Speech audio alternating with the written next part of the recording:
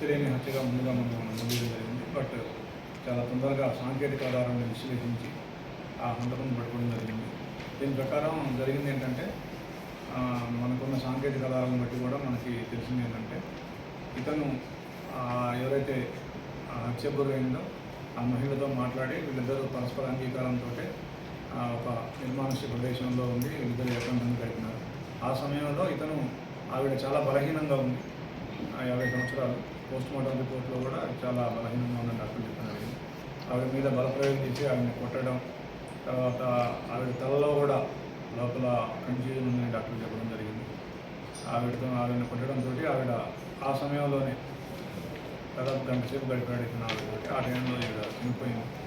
ఆ తర్వాత ఆవిడని వదిలేసి ఇంటికి వెళ్ళి వాళ్ళ బావ వాళ్ళ ఇంటికి వెళ్ళి అక్కడే ఉండి ఏమీ తెలియదు మళ్ళీ తన పని తాను చేసుకోవడానికి వెళ్తున్నప్పుడు, తన పని తాను చేసుకుంటున్నప్పుడు సాంకేతిక ఆధారాలతో అతను అప్పులు తీసుకోవడం జరిగింది.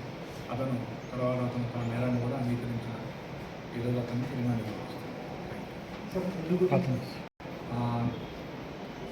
అతను ప్రాసెస్లోకి వచ్చినాడు. అంటే మేము కూడా అంటే యాక్చువల్గా అది ఆ ఆవేశంలో ఆ ప్రాసెస్లో అట్లా పక్కన తెలియకుండా అతను కూడా మత్తులో ఉన్నాడు.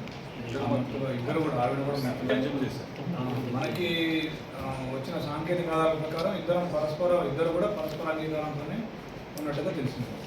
ఇతను ఏజ్ 35.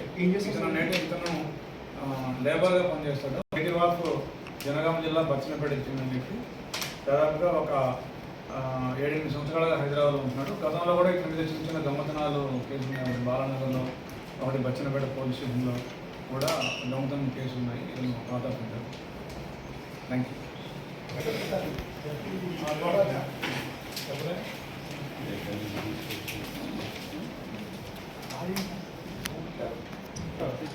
వాళ్ళ స్టాఫ్ వాళ్ళు చాలా ఇదిగా కండక్ట్ చేస్తున్నాం. సరే, నీకు గుర్తించారు ఎక్కడ ఉంటుంది ఆమె వేరే బోర్డ్స్ కోసం